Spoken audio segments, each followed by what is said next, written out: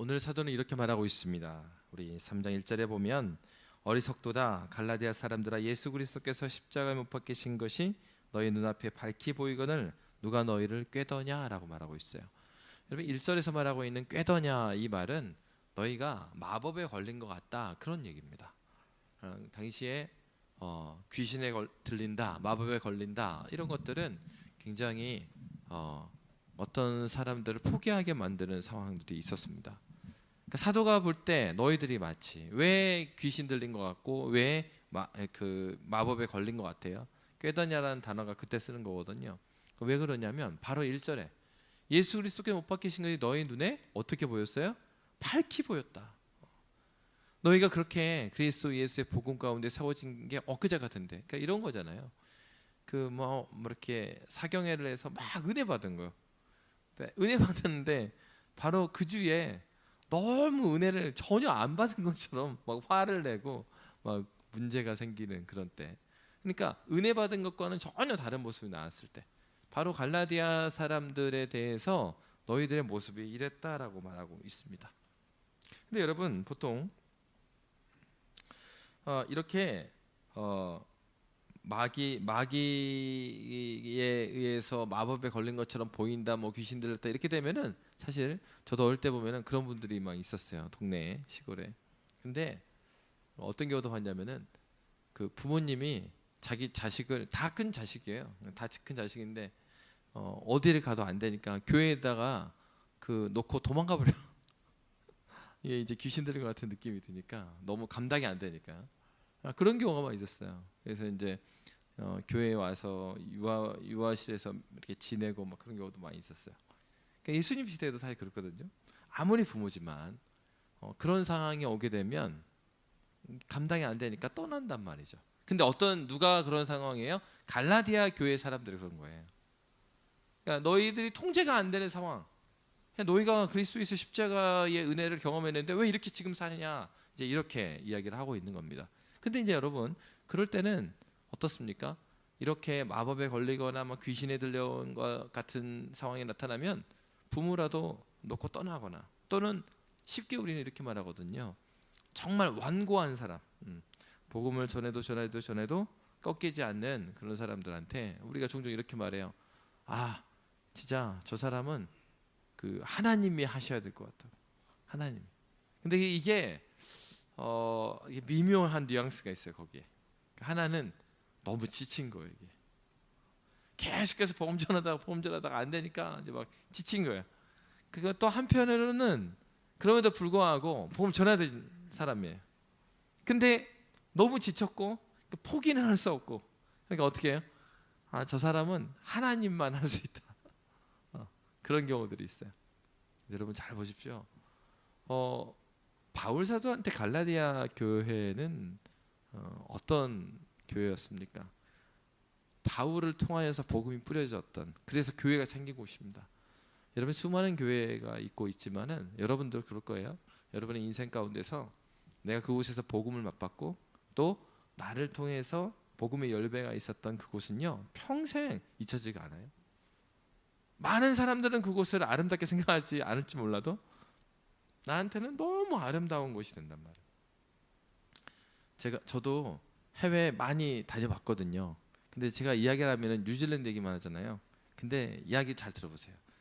어떤 사람들은 뉴질랜드 너무 지겨워. 이 젊은 사람은 그런 사람 많아요. 제가 거기 갔을 때가 청년 때였거든요. 22살 막 23살. 근데 저에게 있어서는 뉴질랜드가 아름답게 기억되는 이유는 그곳에서 주님을 깊이 만났어요. 너무 지루한 나라예요. 대한민국은 인터넷이 다 되던 때 거기는 전화선 따갖고 이제 막 이렇게 하던 데니까 너무 지루해요. 근데 그곳에서 주님과 함께 한 기억이 있고 주님을 예배한 기억이 있고 또 함께 예배하는 곳에 이렇게 맨 앞에 삐딱하게 앉아있던 애가 주님 만나갖고 막 눈물을 흘리는 그런 일들이 그곳에 여러 번 있었기 때문에, 여러 명 있었기 때문에, 그러니까 놀라운 회심의 역사가 계속 있었던 곳이라 제 기억에는 너무 아름다운 곳으로 보여져요. 아마 그렇습니다. 제 생각에 지금 가면 그렇게 안 느낄 것 같아요. 잊지 못하는 공동체와 잊지 못하는 곳은요, 우리가 주님과 깊은 교제를 가졌던 그곳이에요. 사도 바울에게 있어서 갈라디아 교회는 그런 곳입니다. 그래서 여러분, 사도 바울은 이 갈라디아 교회가 그를 통하여서 복음을 발견하고 그리고 그곳에 교회들이 세워졌어요. 그런데 지금 상태는요, 지금은 무엇인가 너희가 마법에 걸려버린 것처럼 1절에 나와 있는 것처럼 누가 너 이렇게 꾀더냐, 게임에 넘어간 것처럼 지금 그런 상태에 있어요. 그럼에도 불구하고 바울은 복음을 말하는 것을 멈추지 않고 있는 겁니다. 그러니까 이게 중요해요. 이게 중요해요. 우리 주님께서 우리를 향한 그 긍휼의 마음을 거두지 않으셨고 지금도 우리를 위해서 중보하고 계시는 분이죠. 교회는 어떤 곳입니까? 교회의 머리는 그리스도 예수시죠. 그렇기 때문에 우리의 머리 되신 그리스도께서 우리를 위해서, 그 주님이 보실 때 얼마나 마음 아프시겠어요. 교회가 교회됨의 본질을 찾는 것이 아니라 엉뚱한 방향으로 갈 때 누구보다도 우리 주님께서 마음이 너무 아프실 거예요. 그럼에도 불구하고 그 주님은 이 교회를 포기하지 않으신 거예요. 마찬가지로 바울은 이 교회를 포기하지 않았어요. 그리고 이 교회를 위해서 기도하는 겁니다. 왜 그렇습니까? 여러분, 변화는 가만히 있는다고 일어나지 않아요. 주님이 분명히 우리를 변화시키십니다. 그래서 성경은 분명히 말하고 있어요. 주님께서 일하셔요. 맞아요. 주님께서 일하시는데 주님은 전도의 미련한 방법으로 일하셔요. 여러분들의 마음 가운데 복음을 들으면서 이 사람이 떠오르게 하실 때 있어요. 성령께서 누군가를 위해서 기도하게 하실 때가 있단 말이에요. 하나님께서 뭐 한 거예요? 그 지체에게 복음 전하라고 하시는 거예요. 그 마음을 지속적으로 주셔요. 그럼 찾아가는 겁니다. 물론 기도하고 가야죠. 근데 주님이 인도하심이 있다고 생각했어요. 갔어. 복음을 전했어요. 근데 복음을 전하면 막 이렇게 다 눈물을 흘리고 회개합니까? 그런 일도 있어요. 그런데 그렇지 않는 경우가 상당히 많죠. 그때 여러분 좌절하지 않는 겁니다. 마치 바울 사도가 그 마게도냐 지역의 첫 성이 빌립보 성이었단 말이에요. 빌립보 성에 가게 된 계기는 뭐예요? 마게도냐 환상을 보고 왔습니다. 마게도냐 환상을 보고 왔어요. 원래는 갈라디아 이 지역에 이 북부 갈라디아에 복음을 전하려고 가려고 그랬어요. 그랬는데 성령께서 환상 중에 나와서 마게도냐 환상이 무엇이었습니까? 와서 우리를 도우라. 그러니까 이 환상을 봤으니까 이것이 하나님의 성령의 인도하심이다. 이런 확신을 가지고 이 전도팀이 마게도냐 넘어가요. 유로파라고 그랬잖아요. 유럽으로 넘어가요. 그러니까 그 바울이 넘어갔을 때는 그 인식은 못하실지 모르겠지만 지금으로 보면 터키까지가 아시아였으니까 당시에 지금 복음이 대륙을 넘어서 지금 유럽으로 넘어가는 첫 번째 사건이었단 말이에요. 그걸 어떻게 왔어요? 성령의 인도하심을 따라 마게도냐 환상을 따라서 갔습니다. 근데 여러분 사도행전 말씀 보십시오. 들어갔는데 그 어떻게 기록하고 있냐면 첫 성이 빌립보였다 이렇게 말하고 있고요. 그리고 수일이 지남에 이렇게 말하고 있어요. 보통 여러분 그 전에 사도행전에 그 바울 사도가 복음을 전했을 때 보면은 어떤 성에 가면요 다 회당이 있었습니다. 그래서 가서요 지체하지 않아요. 그 성에 가면 누구한테 가느냐? 유대인들에게 먼저 갔어요. 그래서 회당에서 복음을 전합니다. 그러니까 회당의 전통은 그런 게 있었거든요. 나그네 형제들이 왔을 때 이제 회당 모임을 하고 그 나그네 형제들이 본인이 그 말씀을 하나 읽는 그런, 그래서 같이 말씀에 대해서 토론하는 그런 전통이 있었어요. 그러니까 그런 계기를 통해서 사도 바울은 낯선 성에 가도 먼저 회당에 찾아가서 복음을 왜? 유대인들은 최소한 구약 성경을 알고 있잖아요. 그러니까 너희가 찾는 메시아가 이 예수다라는 얘기를 전해줬던 거예요. 그러고 나서 그들이 듣지 않으면 시장으로 갔어요. 근데 희한하게도 사도행전의 전도 여행을 쭉 보면은 빌립보 성에 가면 처음에 회당에 얘기 안 나와요. 그리고 수일이 지남에 이렇게 됐어요. 그러니까 수일이 지날 동안 사도 바울이 전도를 못했어요. 회당도 없었어요. 심지어는 회당이 없으니까 어떤 내용이 나오냐면 안식일에 그들이 어디를 갔냐면 시냇가에 가요. 왜? 시냇가가 좀 조용해서 그랬겠죠. 시내가에 가서 그래도 기도하려고 갔는데 거기에 누구를 만납니까? 자주장사 루디아를 그때 만납니다. 그러니까 여러분 하나님 인도하심 따라 갔습니다. 근데 갔으면은 짜잔 해갖고 이렇게 마게도냐 환상 와서 우리를 도우라 도우라는 사람이 있어야 되잖아요. 뭐 없어. 그럴 때 우리 반복되는 그런 환경의 어려움이든지 뭐 막히는 것이든지 뭐 오면은 우리 쉽게 포기하거든요. 근데 바울이 그렇지 않은 거죠. 왜 그랬을까요? 바울이 알았던 건 그거예요. 하나님께서 일하신다. 오케이, 하나님이 일하셔. 그렇지만 하나님께서는 누구를 통해서 일하셔요? 우리를 통해서 일하시는데 그 우리는 어떤 우리냐? 믿음 없는 우리 말고. 그럼에도 불구하고 여전히 말씀을 통해 일하시는 하나님을 믿는 그 믿음 있는 사람. 그러니까 하나님 말씀 가운데 그 말씀을 따라 전도의 현장에서 놀라운 일들이 일어나는 때는 뭐냐면요, 전도 경력이 많은 사람한테 그런 일이 일어나는 게 아니고 믿음 있는 사람한테 그런 일이 일어나거든요. 어떤 믿음이요?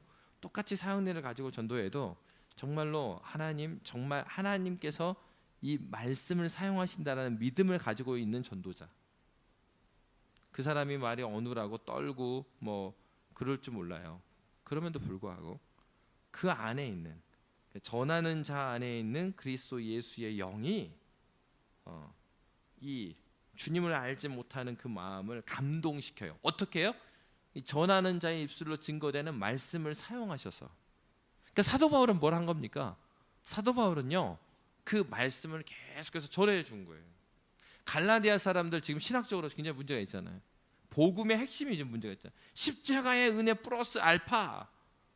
그런데 사도 바울은 그럼에도 불구하고 계속해서 말하는 거예요. 근데 그 사람들의 뒤에서 영향을 주는 사람들이 뭔데요? 야, 쟤 믿지 마.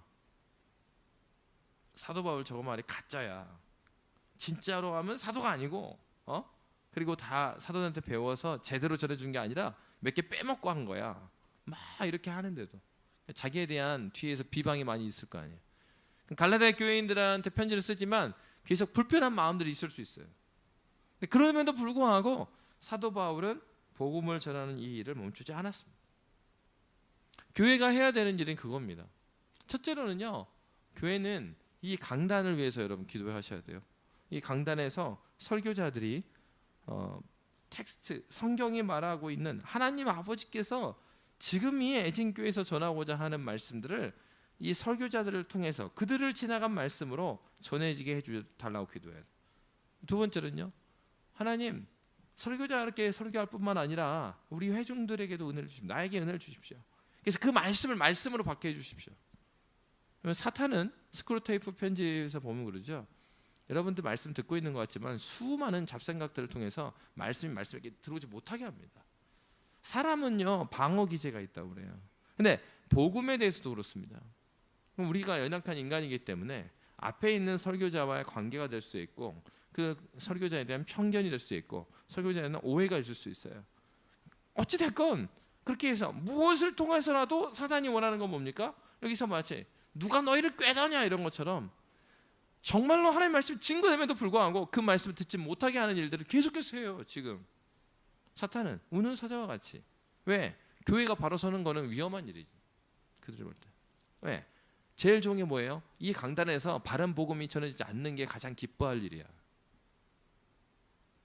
그러니까 설교자들의 가정을 공격하고 설교자들을 공격하고 또 이제 반대로 하면 교회학교에서는 우리 전사님, 목사님 그리고 선생님들 분주하게 만들어요. 교사는 하긴 하는데 말씀에 대해서 이 말씀을 붙들고 기도하면서 영혼들을 생각하면서 기도하지 않고 와서 그냥 주일 그냥 이렇게 슉슉슉 지나게 만들어. 정신없는 주일. 그래서 교사는 하지만 이번 주에 이 아이한테 들려줘야 될 얘기, 그러니까 프로그램이 중요한 게 아니죠 사실은. 그러니까 내가 담임 교사라고 했으면 제일 중요한 뭐예요? 이번 과에 그리스도 예수의 복음을 어떻게 명료하게 얘한테 증거할 것인가? 그 얘를 위해서 기도해 줘요. 하나님, 이 아이가 우리 반에서 이 복음을 명확하게 그 귀로 머리로 듣는 게 아니라 이렇게 귀로 머리로 들어가지만은 그 심장에 꽂히는 말씀이 되게 해주시라고 그렇게 기도하면서 준비하는 교사와 그냥 뭐 자기 뭐 정신 없는 거예요. 그냥. 자기도 하나도 준비 안 했고 공과를 막 아침에 오는 버스에서 보고 막. 그래서 뭐 교회는 오래 다녔잖아. 교회 오래 다니는 경력으로 이렇게 썰을 아무 일도 안 일어나요. 아무 일도 안 일어나. 왜? 하나님께서 일하실 때는 어떻게 일하십니까? 말씀을 가지고 일하셔요. 근데 그 말씀을 전하는 그 사람 어떤 사람이요? 믿음을 가지고 그 말씀 전하는 전도사나 전하는 교사나 이 말씀이 정말 살아있음을 믿고 증거하는 그 증거들, 그것을 성령께서 들어 쓰시는 거예요. 그러니까 여러분, 바로 바울에게는요 그런 믿음이 있었습니다. 여러분들이 신학 공부를 하지 않았다고 해서, 교리를 배우지 않았다고 해서, 그렇다고 해서 두려워하지 마세요. 하나님께 기도하십시오.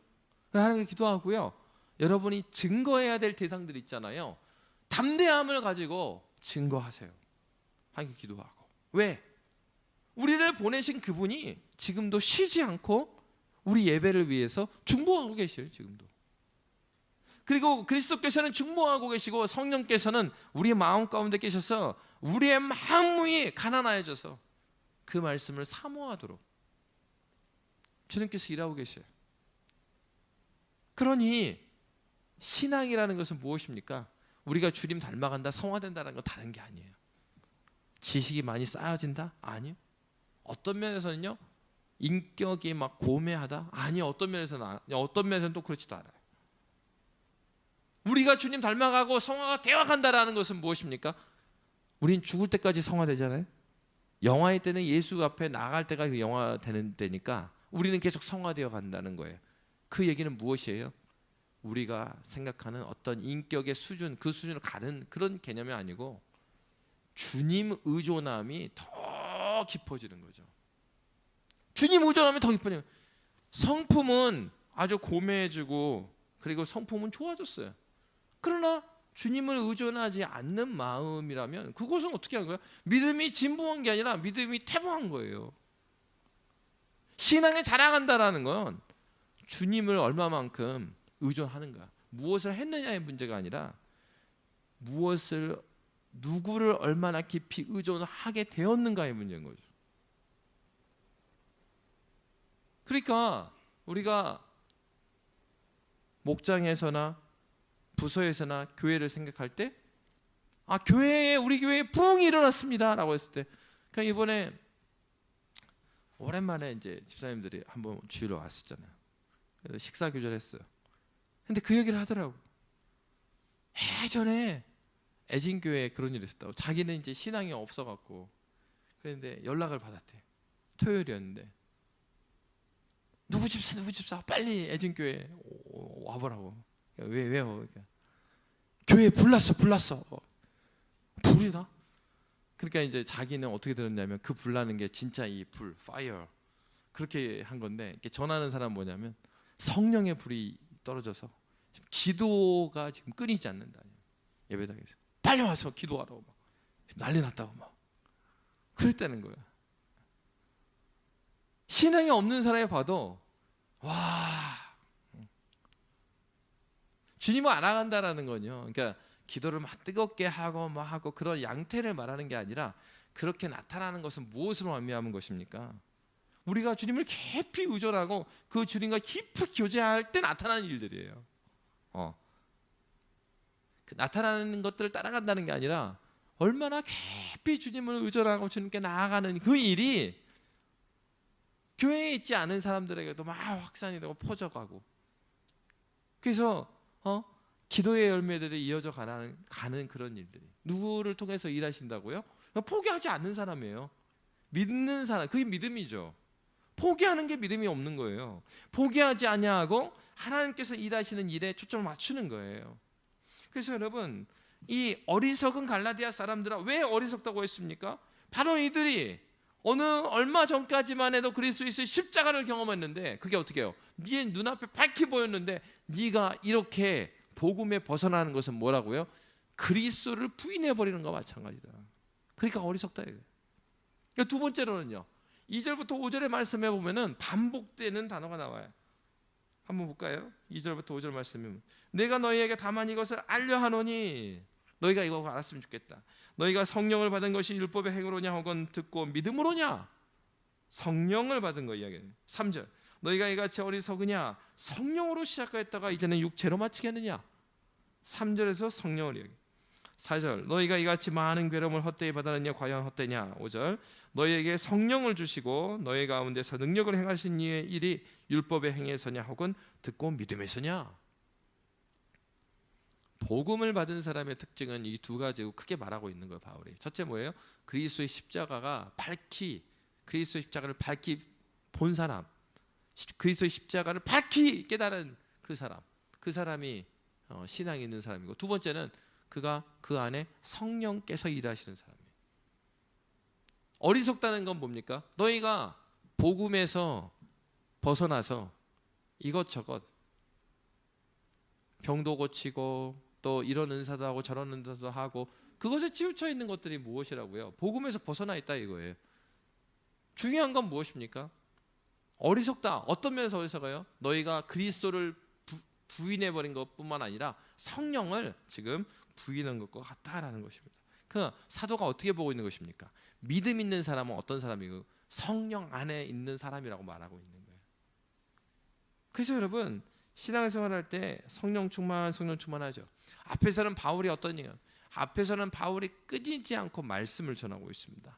그리고 바울이 2절부터 5절은 무슨 얘기를 해요? 성령을 계속 이야기를 해.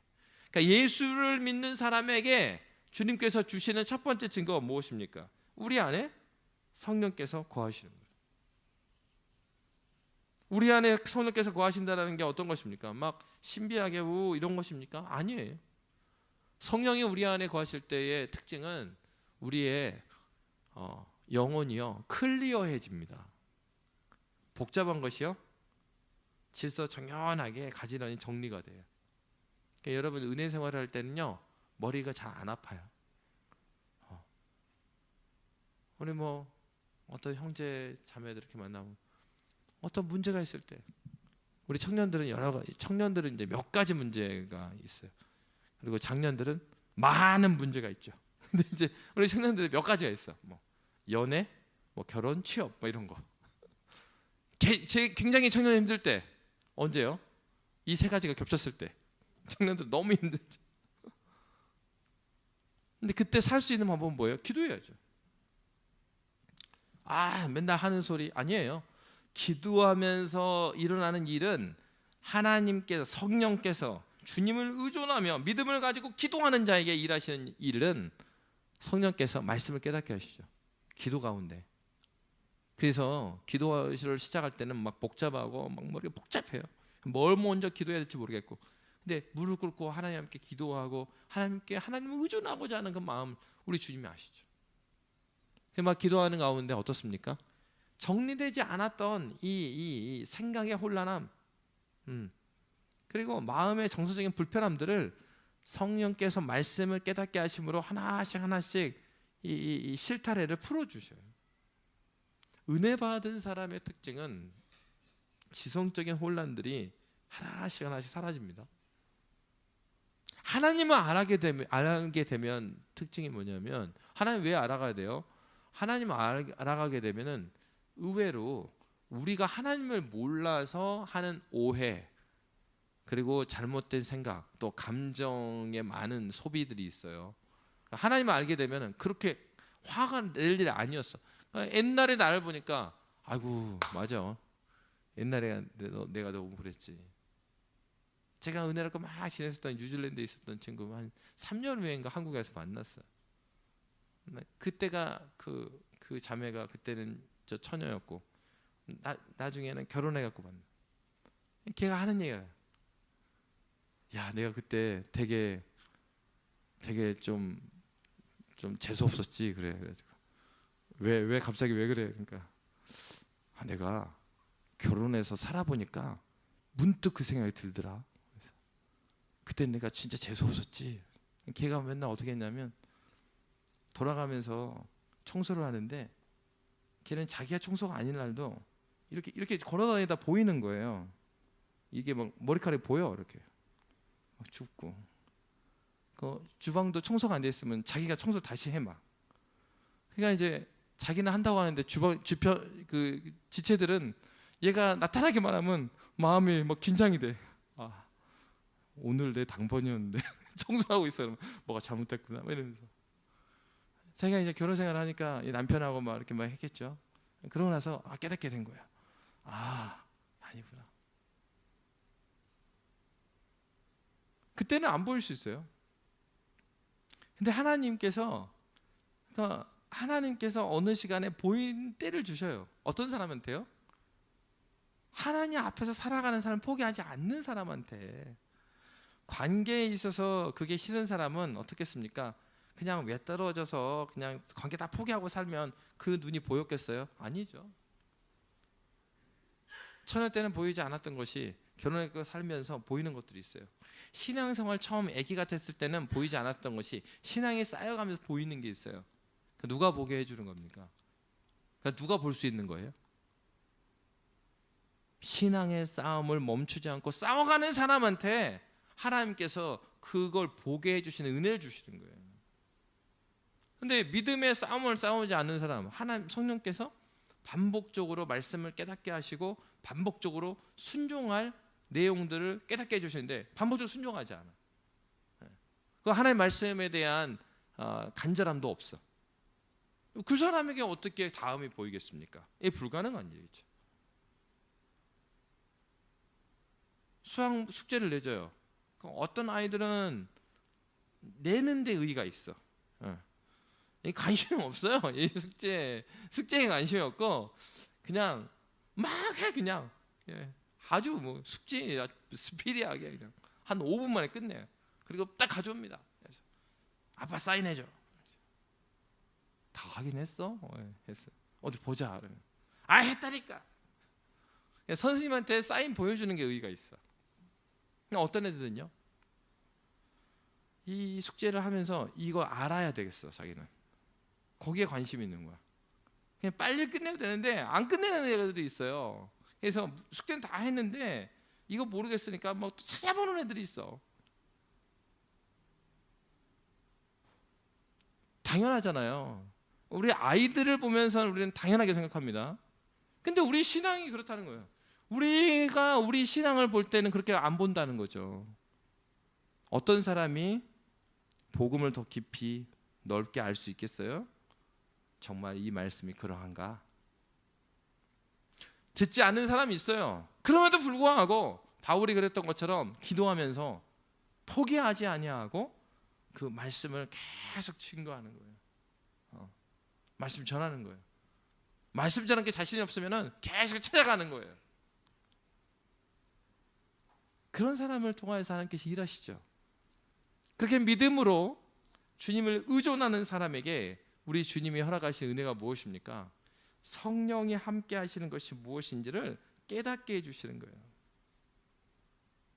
그래서 여러분, 로마서 8장 9절에 보면 바울이 어떤 얘기를 했냐면, 만일 너희 속에 하나님의 영이 거하시면 너희가 육신에 있지 아니하고 영에 있나니 누구든지 그리스도의 영이 없으면 그리스도의 사람이 아니라 그랬어요.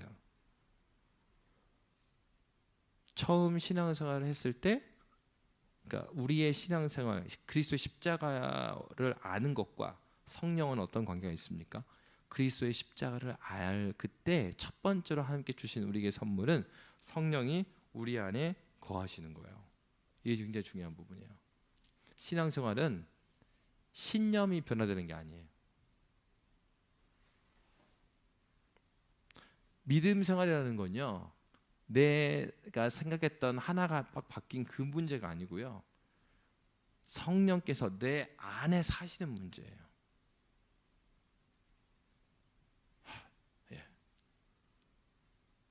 그러니까 이런 거라는 거예요. 그 뉴질랜드에 있을 때 보면 홈스테이를 해요. 그러니까 이런 게 아니에요. 코리아, 차이나, 그런 나라, 코리아가 이런 나라다 하더라. 애들이 그러는 거야. 막 K-pop 들으면서 자기 자녀들이 코리아는 이렇대, 드라마가 이렇대. 근데 홈스테이라는 거는 코리안이 우리 집에 들어와 사는 문제예요. 그냥 드라마에 나타난 코리아를 보고 그 노래를 부르는 그게 아니고 사는 문제. 성령께서 예수를 만났어요. 그러면 예수를 만나서 우리에게 성령을 주신 문제는요, 우리가 살아가는 생각을 몇 개를 바꾸고 신념을 바꾸고, 그게 신앙생활이 아니라고요. 성령이 나와 함께 사는 문제예요. 그럼 우리 다시 생각해 봐야 되는 거예요. 성령이 내 안에 계시죠, 여러분. 여러분 안에 계신단 말이에요. 근데 성령이 계시는데 성령이 계시지 않는 것처럼 내가 그러면 성령과 함께 지금 살고 있는가?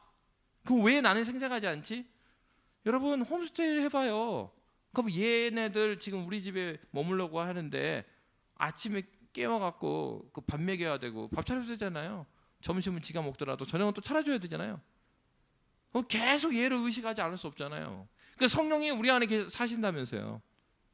근데 우리가 정말 성령과 생생하게 그런 소통하고 있냐 이거예요. 그러니까 신앙생활은 뭐 이렇게 성경 읽는 거 중요합니다. 근데 중요한데 요 지식을 쌓고, 그리고 내가 옛날에 생각하지 못했던 걸 생각하고, 이 정도가 신앙생활이 아니라고요. 그러니까 뭐 성경을 읽고 기도하고 이런 것들은 내 안에 거하시는 성령 때문에 일어나는 일이에요. 내가 성령과 함께 살기 때문에 일어나는 거예요. 홈스테이 하는 애가 중국에다 보니까 내가 장 보러 가는 것도요, 장 봤을 때 옛날에는 중국 쪽을 보지도 않았어. 그냥 자기 먹던 거 먹었는데, 자기 웨스턴인데. 근데 이제는 얘 생각하니까 아, 중국 사람이 뭘 좋아하지? 하면서 장 보는 데까지 그렇게 영향을 주는 거지, 우리 집에 있지도 않은 사람을 위해서 내가 뭘 하진 않는다고요. 내가 예수를 믿는다고는 내 안에 성령께서 살아가시기 때문에 무엇을 하는 거예요. 예수 믿는 건 누구 흉내내는 게 아니라고. 믿음의 좋은 모델을 흉내내며 살아갈 수 있겠죠. 그렇지만 그 이전에 진정한 모델 되신 그리스도 예수께서 그의 영을 우리에게 부어줬어요. 성령께서 신자로 하여금 아무도 없어도요, 아무도 없어, 믿는 사람이 나밖에 없는 거예요. 나밖에 없어도 그 10년 동안 섬에서 믿는 사람이 없고 나 혼자 살았어도요, 10년 후에 거기서 산 진정한 그리스도인과 여기서 교회 안에서 막 교제했던 진정한 그리스도인 나중에 만나면요 통해요. 왜? 그 안에 사시는 분이 같으니까. 성령께서 살고 계시니까. 여러분, 이것은 실제적인 겁니다. 그러니까 신앙은요, 막 이 철학적이고 막 그런 게 아니에요. 멀리 있는 게 아니에요. 주님이 우리에게 주신 그 약속이 뭐였냐? 내가 하나님께 나아가면은, 내가 아버지께 가면 너희에게 보혜사를 보내주겠다. 약속하신 성령이 우리 안에 거하시는 문제입니다. 신념이 변화되는 것이 아니에요. 그리스도에 오셔서 우리와 함께 사시는 문제입니다. 두 번째는 성령이 우리의 삶 속에 계신다는 증거가 뭐예요? 갈라디아서 3장 5절은 이렇게 말하고 있습니다. 너희에게 성령을 주시고 너희 가운데서 능력을 행하시는 이의 일이 율법의 행위에서냐 혹은 듣고 믿음에서냐. 그러니까 성령이 계시는 증거 중에 하나가 뭐냐면 능력이라는 거예요. 그러니까 이거 틀린 얘기는 아니에요. 능력 받아라, 능력 받아라. 그 사실은 능력 받아라는 거를 정확히 말하면 성령을 받았으니 성령께서 능력을 주신다는 얘기예요. 그거는. 그러니까 내 안에 계신 성령을 주셨으니 그 성령으로 말미암는 능력이 우리 가운데 나타나요. 그 나타난 것들이 무엇입니까? 제자들에게 보면은 병 고치는 역사도 나타나고, 귀신을 쫓아내는 역사도 나타나고, 또 기도를 통하여서 중요한 어떤 환경의 변화가 일어나고, 그런 일들이 성령께서 계시기 때문에 일어난 일들이에요. 근데 여러분, 중요한 것은 우리가 정말 이보다 이 모습들이 갈라디아 교회에게 성령이 부어졌던 증거예요. 그런데 바울은 더 깊이 말해요. 갈라디아서 4장 6절에 보면 이런 말씀을 하고 있어요. 갈라디아서 4장 6절 한번 찾아보시고, 성경책 찾아보신 분들은 우리가 짧은 말씀이니까 한번 같이 읽겠습니다. 같이 읽도록 할게요. 갈라디아서 4장 6절 함께 읽습니다. 시작. 너희가 아들임으로 하나님이 그 아들의 영을 우리 마음 가운데 보내사 아빠 아버지라 부르게 하셨느니라. 사도 바울이 말하는 게 뭐예요? 아빠 아버지, 누가 말할 수 있어요? 그를 사랑하는 자가 그렇게 말할 수 있어요. 그러니까 성령께서 계시는 가장 확실한 증거는 뭐냐? 이 많은 능력들이 나타나죠. 뭐 병 고치는 것도 있고 뭐 은사도 있고 나타나는데 그보다 두드러지게 나타나는 거. 그래서 고린도서에서도 그렇게 말하잖아요. 바울이 네가 천사의 말을 해도 너 안에 뭐가 없으면, 사랑이 없으면 아무것도 아니다. 왜? 성령께서 계시는 가장 큰 증거는 사랑이기 때문에 그래요. 왜? 성령이 그리스도의 영이니까. 그리스도는 누구셔요? 하나님이시잖아요. 하나님은 누구신데? 하나님 사랑이시니까. 그러니까 우리 가운데에 그걸 생각해. 내 안에 성령이 사시다면 사랑이 있어야 되죠. 오늘 아침에 그랬나요? 네, 오늘 아침 말씀 읽으면서 용서가 가장 힘들어. 좋아요. 용서가 힘들어. 용서가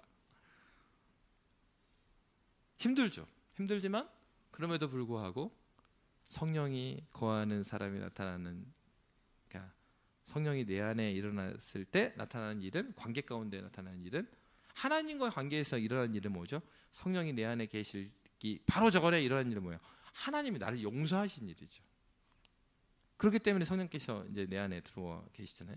그분은 성령께서 내 안에 계셔서 용서받은 나잖아요. 그 일을 우리 성령께서는 우리로 하여금 우리 관계 가운데 일어나게 하시는 일이 있죠. 그러니까 교회에 성령이 충만하고 그 교회는 정말 성령으로 뜨거워라는 증거는 어떻게 나되겠어요? 사랑과 용서가 일어나는 공동체가 되어 있는 거죠. 용납할 줄 수가 있고, 죄를 용납한다는 게 아니라 죄인을 용납하죠. 죄는 끊고 죄인은 용납하는 일들이 일어나죠. 용서의 일들이 일어나죠. 왜요? 회개하는 자의 은혜가 있는 거예요. 회개하는 자에게 은혜가 부어지는 겁니다. 회개하는 교회에 하나님의 부흥이 오는 거예요. 용서가 있는 곳에, 어떤 용서요? 하라고 했으니까 하는 그 용서 말고 성령의 은혜로 말미암아서 성령께서 깨닫게 해주셔서 그 용서와 사랑이 나타나죠. 어떤 교회예요? 성령께서 계시는 그 교회. 그래서 갈라디아서 5장 22절은 어떻게 말하고 있어요? 오직 성령의 열매는 하면서 처음에 뭘 말해요? 사랑과. 그러니까 첫 번째가 성령의 열매가 사랑이라는 것입니다. 성령을 받았느냐 안 받았느냐는 결국은 사랑이 있느냐 없느냐의 문제인 거죠. 어려우면서도 굉장히 우리로 하여금 다시 생각해 보게 하는 거예요. 그러면 중요한 건 어떻게 성령을 받습니까? 막 이렇게 벽 보고 저 주기도문 100번 하면 받습니까? 하면 받아요? 사도가 말합니다. 오늘 본문 다시 한번 볼까요? 오늘 본문의 말씀에 보면은 3절 말씀, 우리 3절 말씀 함께 읽겠습니다. 3절 잘 읽겠습니다. 2절 읽겠습니다. 시작. 내가 너희에게서 다만 이것을 알려 하노니 너희가 성령을 받은 것이 율법의 행위로냐 혹은 듣고 믿음으로냐. 뭐로 얻었대요? 성령을 얻게 된 게 듣고 믿어서. 뒤에 나오는 그 6절부터 9절 말씀은 창세기 15장 말씀이에요. 왜 뒤에 6절부터 9절에 아브라함 얘기를 했느냐? 수요일 날인가 이제 설교했던 것 같은데 창세기 15장에 어떤 말씀이냐면은 14장에 아브라함이 조카 롯이요 잡혀가 버려요. 그래서 구해옵니다. 그 왕들에게서 뺏어 갖고 와요. 조카 롯을. 근데 15절에 보니까 아브라함이 두려워했던 것 같아요. 하나님께서 뭐라고 하냐면 아브라함이 찾아오셔갖고 두려워하지 말라. 내가 네 상급이요 방패다 그래. 그러니까 아브라함이 두려워했으니까 하나님 그렇게 말씀하셨을 거 아니에요. 그러니까 이제 하는 얘기가 아브라함이 주님 근데 저에게 상속자는 이 종 엘리에셀 다메섹의 출신의 엘리에셀 종이 내 상속자입니다. 이런 얘기를 해요. 약간 맥락이 없게 느껴지잖아요. 근데 14장과 그 다음에 네 방패다, 네 상급이다 이 말과 함께 연결을 생각해 보면 지금 아브라함은 조카 롯이 그나마 자기 혈육이었어요. 상속자.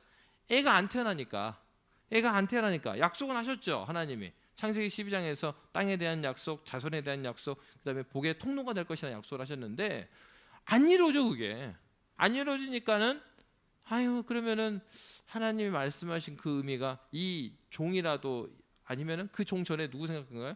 조카 룻을 생각한 거예요. 근데 얘가 막 잡혀가고 현찮아. 그러니까 어떻게 해요? 아, 하나님, 제가 아니면은, 제가 왜 두려워요? 그때 당시에는 자식이 있어야 안 두려워요. 자식이 있어야 전쟁에서 같이 전쟁에 나가고 이 가산들 다 맡길 수가 있단 말. 자식이 없잖아요. 그러니까 어떻게 하면, 야, 저 조카라 저놈이라도 했는데 주신다는 자식은 안 태어났고, 이거 아웃. 조카, 저 잡혀갖고 막 그러고 있고, 아니요.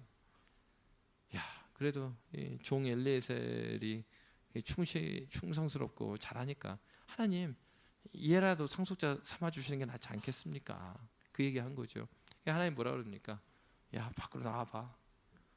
그래서 하늘의 별을 봐라. 너무 많잖아. 네 자식이 그렇게 될 거야. 그러니까 네 몸에서 태어나는 자식이 저렇게 될 거야.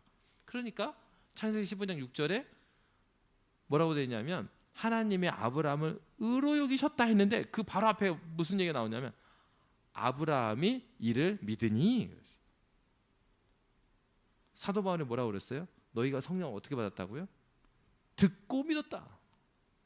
창세기에서 아브라함이 어떻게 믿었어요? 하나님 말씀을 듣고 믿은 거예요. 믿음은 무엇입니까?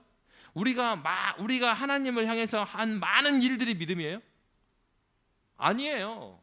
성경에서 말하고 있는 믿음은 어떤 것입니까? 하나님께서 우리에게 하시겠다는 일, 하나님께서 우리에게 한 일을 듣고 믿는 것이 믿음이에요. 우리가 무엇을 해갖고 하나님, 내가 이 믿음입니다. 짜잔, 하나님 보세요. 내가 목사로 이 교회 와갖고 몇 명의 새가족이 왔고, 그리고 이 교회 와서 행정을 이렇게 해놨고, 하나님 제가 이렇게 와서 이 교회에 이 건물도 말이야 모기지 해갖고 다 자산으로 만들어놨고, 홍콩의 절반의 교회가 렌트인데 그래도 우리 교회는 그건 믿음이 아니에요. 자기가 하나님 앞에 내가 했어요, 성경 봐주세요, 그렇게 해서 믿음이 오는 게 아니라고 했다고. 아브라함한테 하나님이 아브라함을 의롭게 여기셨다. 언제요? 아브라함이 그 말을 믿으니. 하나님께서 이렇게 하시겠다라는 말씀을 듣고 믿는 게 믿음이죠. 믿음은 뭡니까? 내가 무엇을 해냈다라는 얘기 아니에요. 믿음은 전적으로 하나님이 나를 향해서 행하신 일들을 받아들이는 거예요. 그래서 구약에서는 믿음을 어떻게 표현하냐면 하나님을 향한 절대 의존의 마음이라고 그랬어요. 그럼 오늘날은 다를까요? 오늘 마찬가지죠. 나는 정말로 절대 의존한다 그랬어요. 절대 의존. 적당히 의존하는 게 아니고, 요 시즌에는 우리 자녀가 취업을 앞두고 있으니까 이때는 좀 기도해야지. 적당히 의존하는 거죠. 취업이 됐어. 와. 그다음에 뚝 끊어 이제. 하나님, 이번 기말고사 끝났으니까 좀 쉬죠. 하나님 이해하시죠? 그 전에 열심히 했으니까 끊어. 쉬어 막. 그러면서 또 숙제가 나오면 그때 막 반짝해. 이건 뭐예요? 절대 의존하는 건 아니죠. 절대 의존하는 건 뭐겠습니까? 물이 안 나오는 거예요. 이게 막 10층인데 엘리베이터가 안 되는 거야. 어떻게 올라와? 이게 매일매일 막 걸어 올라와야 되는데 죽을 맛이죠. 젊은 사람들이랑 올라오는데 막 지난번에 물 난리 나니까 홍콩 섬이 그랬더라고요. 어떤 아파트 엘리베이터 안 되는 거예요. 젊은 사람들은 왔다 갔다 걸어서 하는데 그 막 20몇 층에서 걸어 내려오고 걸어 올라가는데 이게 할머니도 어떻게 내려옵니까? 올라가고 안 되는 거지. 자기 힘으로 되지 않을 때 진짜 막 누군가의 힘을 의지해야 되잖아요. 믿음은 하나님을 그렇게 절대 의존하는 거죠. 주님, 여기까지 인도해 주신 하나님이심을 내가 믿습니다. 주님, 나에게 성령을 허락하여 주셨죠. 주님, 주님께서 나를 인도해 주십시오. 주님이여, 이 손을 꼭 잡고 가소서. 찬양에도 있잖아요. 주님의 말씀을 듣고 믿는 것입니다. 갈라디아서 1장 3절은 너희가 이같이 어리석으나 성령으로 시작하였다가 이제는 육체로 마치겠느냐 이렇게 말하죠. 믿음이 있는 사람은 육체로 마치지 않는 사람이에요. 성령으로 시작했으면 시작한 대로 신앙생활을 지속하는 거예요. 우리가 주님을 닮아갈 때도 여기에도 믿음은 동일합니다. 성화의 과정 가운데 우리의 행위가 필요한 것처럼 생각할지 모르지만 안 그래요. 거기도 마찬가지예요. 우리의 행위라는 것은 믿음으로 말미암아 하나님께 대한 반응으로 나오는 것이 행위지, 우리가 성화, 예수 닮아가고 거룩해지는 것 또한 믿음으로 말미암는 거예요. 믿음으로. 그러니까 내가 선을 많이 행하고 하나님께 순종을 많이 하면 막 성화되는가? 아니, 그게 아니고 그러한 행위의 결과물들은 하나님을 절대 의존함으로 나오는 결과들인 거예요. 예수 닮아가면 어떻게 닮아가요? 예수를 절대 의존해 가는, 끊임없이 뭐 내가 비판도 하죠. 그리고 하나님 막 손 잡았다 놓기도 하죠. 근데 멈추지 않는 거예요. 그래서 신앙의 선배들 뭐라고 표현했다고요? 신앙이라는 거는 하나님 앞에서 몸부림치는 거라고 그랬어요. 몸부림치는 거라고. 그 100% 막 이 사람 저 사람 같이 돼야지 100점짜리 이게 아니고 몸부림치는 거예요. 내 위치에서 하나님 앞에서 신앙의 끈을 놓지 않고 몸부림치는 거예요. 놓지 않은 거예요. 졸업했다는 생각 그 안 하는 거예요. 내가 목사가 되고 뭐 장로가 되고 권사가 돼서 누가 됐든지 그게 무슨 상관입니까? 내가 어느 나이가 돼도 멈추지 않고 하나님을 향한 이 충성을 멈추지 않는 거예요. 하나님을 끝까지 붙드는 거예요. 우리는 누구도 우리의 힘으로 제자리에서 거뜬히 일어날 수 있는 사람이 아닙니다. 하나님이 아브라함을 의롭다 여겨주셨어요. 우리 8절 9절 말씀 함께 읽겠습니다.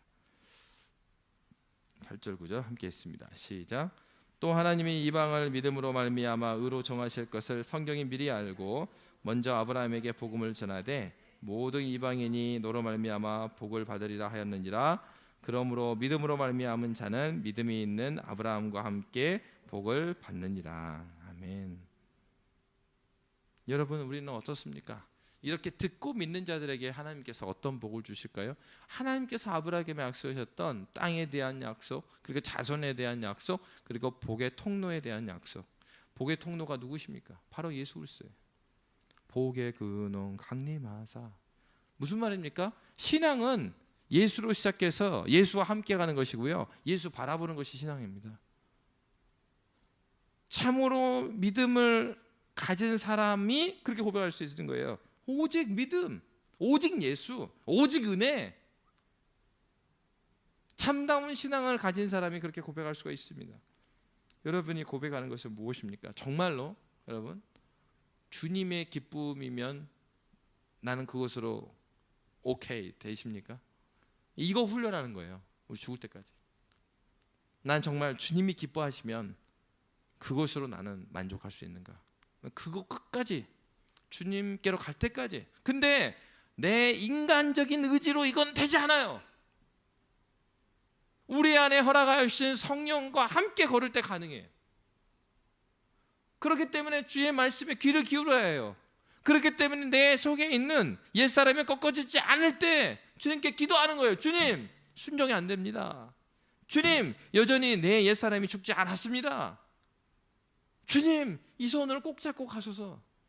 주님이여, 이 손을 꼭 잡고 가소서. 약하고 피곤한 이 몸을. 그 무슨 얘기겠어요? 신앙의 선배들도 이렇게 말씀을 듣지만 실제로는 나를 꺾고 걸어가는 것이 그렇게 편하고 넓은 길이 아니었다 이거예요. 약하고 피곤한 이 몸을 꼭 잡고 가소서. 주님이 붙잡아 주실 때 내가 갈 수 있는 거예요. 그 주님을 의존하는 거죠. 절대 의존하는 건 주님 의존하는 거예요. 주님 살려달라고. 어떤 면에서는 주님이 우리로 하여금 그렇게 하나님을 절대 의존하도록 이끄시는 걸 느껴요. 지난주에 오셨던 그 집사님이랑 교제하는데 집사님 그러시죠. 아, 목사님, 우리 애진교회는 옛날부터 계속 재정은 계속 힘들었어요. 근데 이제 왜? 어떤 면에서 그게 복이야. 왜? 힘드니까 더 붙들 수 있는 또 근거가 되는 거예요. 또 그 하나님께 막 기도하면 또 하나님이 신기하게 또 이렇게 해결해 주시고 저렇게 해결해 주시고, 우리 교회는 보니까 하나님이 다 해결해 주신다. 그러니까 교회는 알아서 하시니까 그건 기도 안 하고 걱정 안 해도 돼. 이거 말고 어려운 환경이 있기 때문에 그 환경을 가지고 더 하나님께 나아갈 수 있는 이유가 되죠. 하나 더 붙이는 겁니다. 왜 하나님께서 그렇게 우리를 허락하실까요? 그런 환경 우리한테는 별로 안 좋잖아요. 그런 환경 뭐 유쾌한 환경이 아니고. 근데 왜 하나님께서 그런 환경 주셔요? 주님 손 꼭 붙잡으라고. 주님 손 꼭 붙잡으라고. 믿음은 우리가 행한 무엇이 아니고 하나님께서 우리에게 행한 그 무엇입니다. 여러분, 환경에 문제 있을 때, 기도 제목 앞에 있을 때 여러분은 무엇을 보십니까? 내가 한 것을 보고 내가 이룬 것들에 초점을 맞추십니까? 아니면 하나님께서 나에게 행하신 일에 초점을 맞추십니까? 믿음은 그것입니다. 하나님께서 지금 우리 가정에 나한테 하신 일을 보면 그건 기적이잖아요. 내가 한 일들을 보면 계속해서 실망하고 좌절할 수밖에 없잖아요. 하나님께서 해오신 일에 집중하는 겁니다. 하나님께서 이 교회에 행하신 일, 하나님께서 우리 가정에 행하신 일, 하나님께서 내 인생에 행하신 일들을 기억하면서 성령의 인도하심에 주님을 온전히 의존하는 저와 여러분이 되시기를 주의 이름으로 빕니다. 이 시간 함께 찬양하겠습니다. 찬양하고 기도할게요. 내 주 같은 분 없네. 함께 찬양하겠습니다.